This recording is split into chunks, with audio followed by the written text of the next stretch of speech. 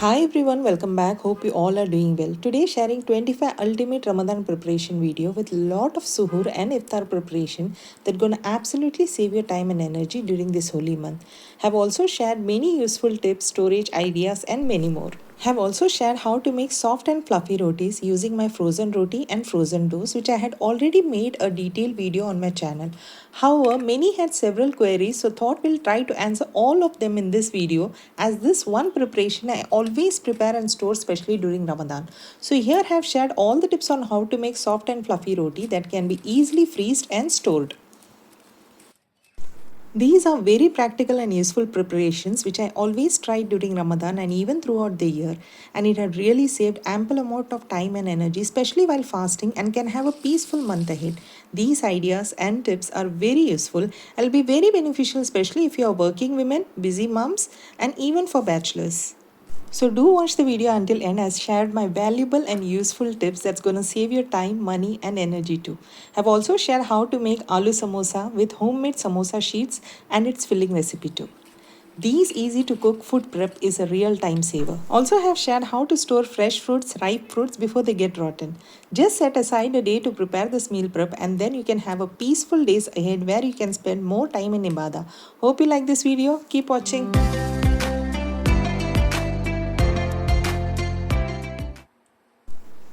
It's always relaxing to have refreshing tea during suhoor and iftar time, especially if it's ginger cardamom tea. Everyone loves it, right? So here preparing a simple masala tea powder. For that have taken cardamom, cinnamon stick for that extra flavor and taste, and ginger powder. If you don't have ginger powder, you may use fresh ginger too, but that you need to add it fresh. Just simply crush and add to the tea. However, for saving time, I'm using ginger powder here. So cardamom here I have taken 100 grams, cinnamon stick is around 3-inch size, and ginger powder is around half a cup, which is 60 grams. So into the blender, add cardamom and cinnamon stick and grind them to coarse texture. Then add in the ginger powder and give a quick pulse, and see our tea masala mix is ready. Store it in an airtight container and let me show you how I add it to my tea.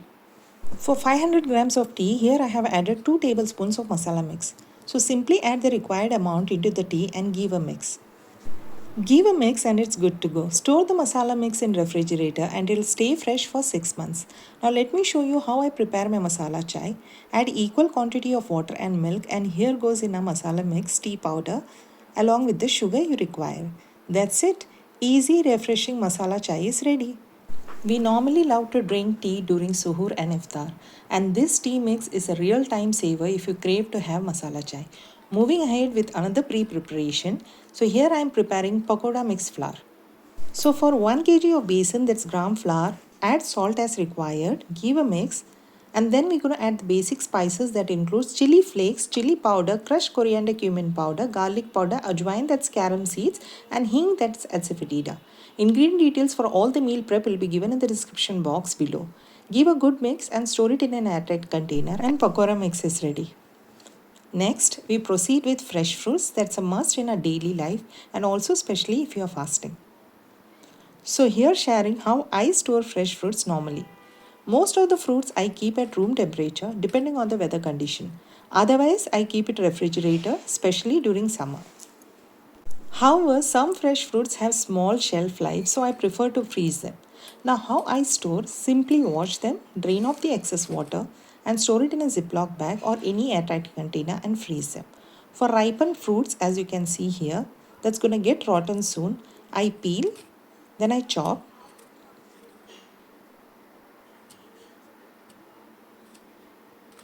then I freeze them to avoid spoilage. Whenever required, just take, make smoothies, add to your desserts, make milkshakes or juices and have. It's always best to consume fresh fruits. However, during Ramadan when we fast, especially during iftar, everyone tempts for snack dishes or savory dishes and hardly eat a bite or two of fruits. So I make sure to include fruits in the form of smoothies, juices or milkshakes, which they have as a Ramadan drink happily. Alhamdulillah. I had already shared some of the Ramadan drinks in my previous videos, and also shared several Ramadan preparation tips videos, organization and many more useful videos in my channel. We'll share the link in the description box, and we'll soon share many more beverage recipes in my upcoming videos. I always prepare drink that has natural sugar content instead of white sugar, which should completely avoid. Fruits have natural sugar. Hence, I make sure every day there are different types of fruit juices or milkshakes or dry fruit shakes and sometimes rohafza. Moving on to the next preparation, that's coriander mint chutney that I stored in a cubes form. So what I did was took equal quantity of mint, coriander and green chillies. Chilies you may adjust according to your taste. Add a little salt and grind it to a fine paste. Pour it into a tray or a Ziploc bag and freeze.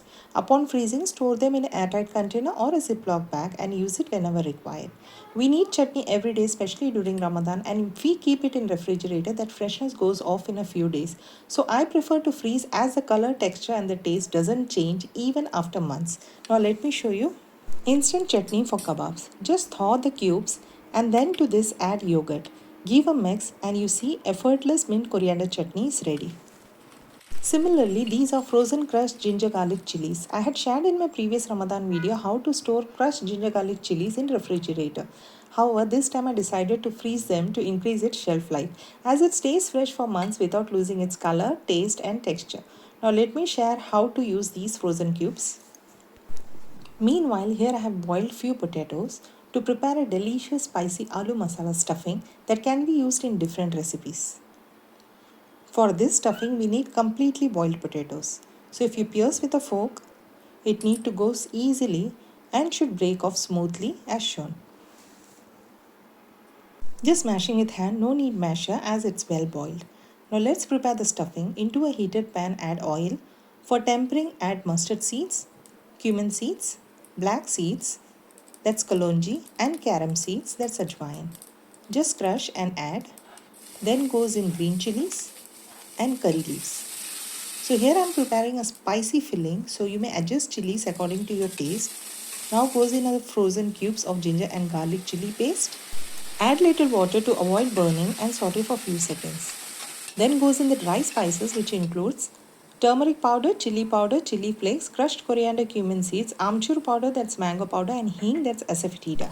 Now add salt as required and make sure to keep flame on low, otherwise spice will burn. All the ingredient details will be listed in description box. Now add in the mashed potatoes. Now on how to boil potatoes perfectly, I'd already shared in one of my tip video, we'll share the link. Mix the potatoes well with spices.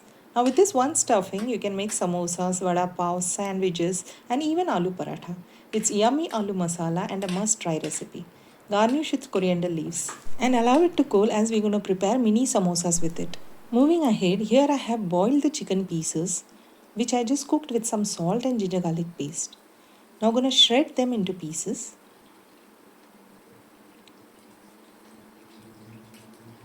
And then I'm going to store in a freezer as this will be very handy if I need to make kebabs, cutlets, sandwiches and in many more recipes.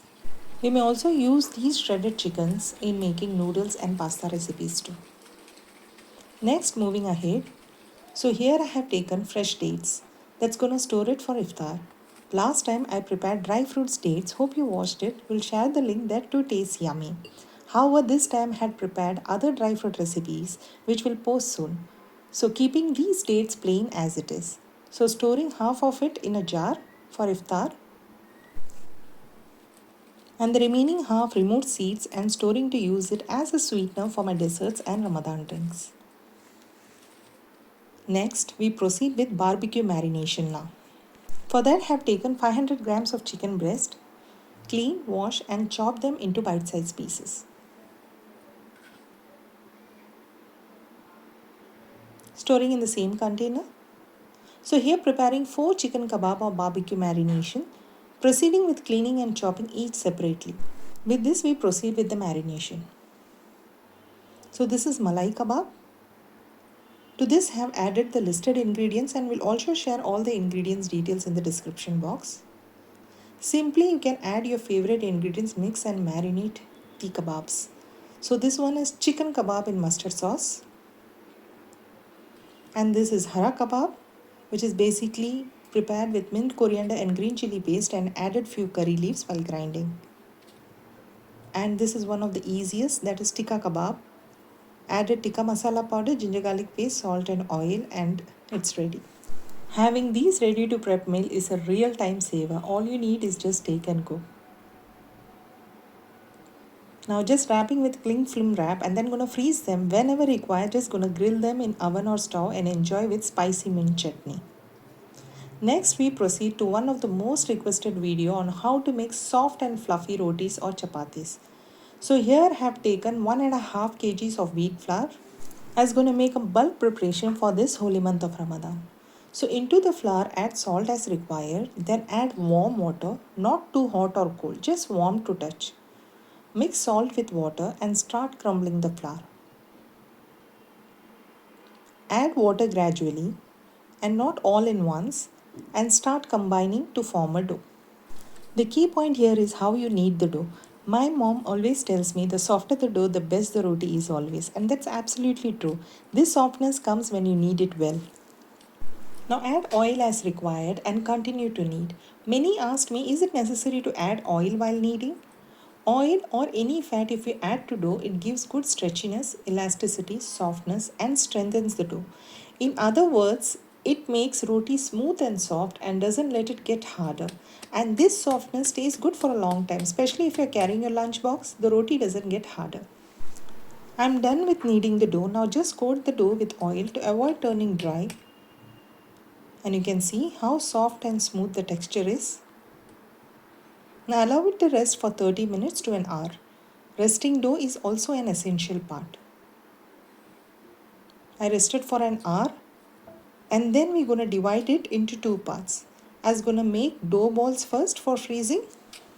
As I mentioned earlier, I already shared a detailed video on how to make and freeze rotis or chapatis on my channel. And Alhamdulillah, I'm thankful that many of you have found it useful in your daily life.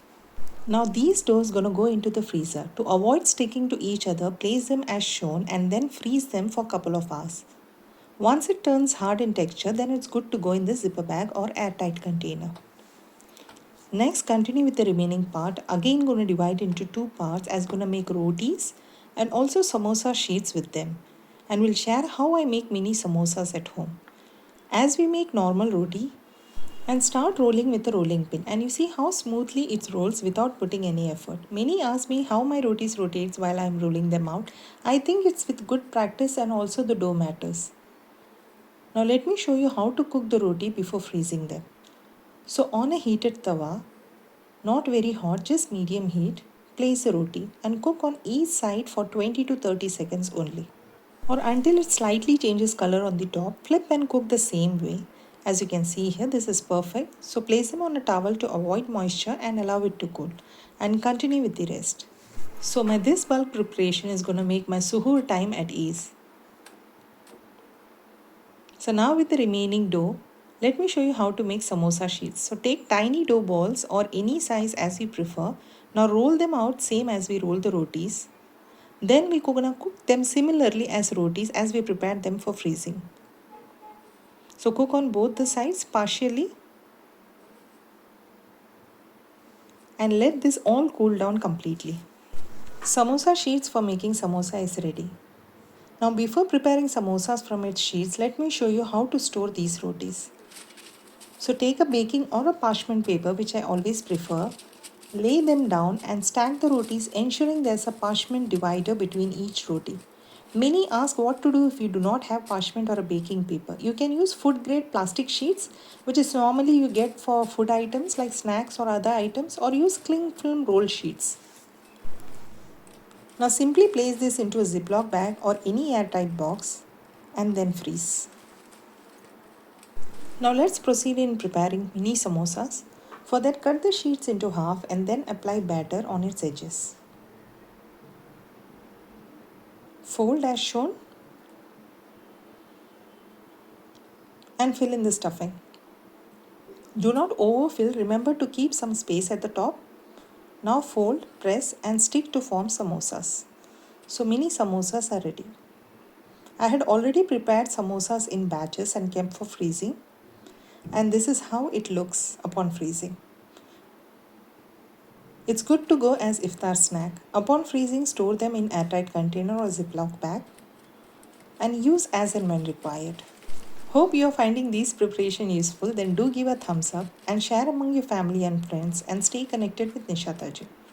Next, we proceed with simple yet very effective tip for storing butter. as it becomes very comfortable and easy to use. Normally when we try to slice the hard butter, it sticks and makes slicing messy, especially when we need it in cubes.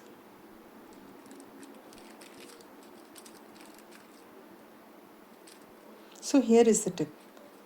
Use parchment paper or baking paper or the same paper in which the butter was wrapped. Just clean and use and then try to slice. See how smoothly it gets separated? Useful tip, right? Now store them in an airtight box and keep in refrigerator. Whenever required, just take a cube and use. These chopped cubes are very convenient to use, and since it's placed on the baking paper as shown, it won't stick with one another and will come off easily when it's taken. This goes straight into the refrigerator. Next, this is an instant masala mix that's used to sprinkle on omelets, sabzis or any chaat items. For this, have taken equal quantity of coriander seeds, cumin seeds, black peppercorns and some dry red chillies. I always keep this instant masala and always use on omelets or even on sabzis to make it more tastier, just like magic masala. You may increase pepper and chilies as you like. So for making this masala, all you need to do is roast these ingredients for a few minutes, cool and grind them, and this magic masala is ready. Next is curry leaves. Let me show you how to store them for a long time. I washed, drained and dried the curry leaves completely. There shouldn't be any moisture as you can see here. Then separate the leaves and store them in a jar or a box and place it in a refrigerator. Place tissue paper at bottom and top to absorb any moisture from refrigerator. And this will stay fresh for a month. Now let me show you the frozen roti, how they look. See how firm and hard they turned in texture.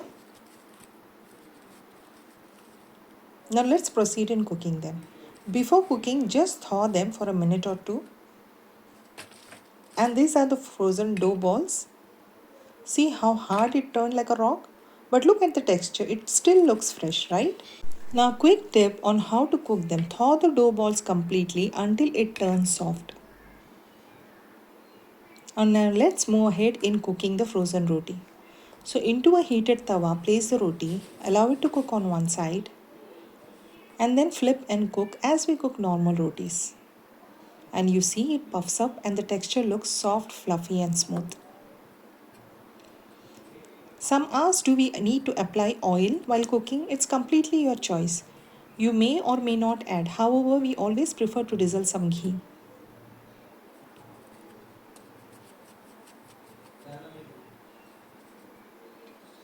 See how soft, fluffy the roti has turned?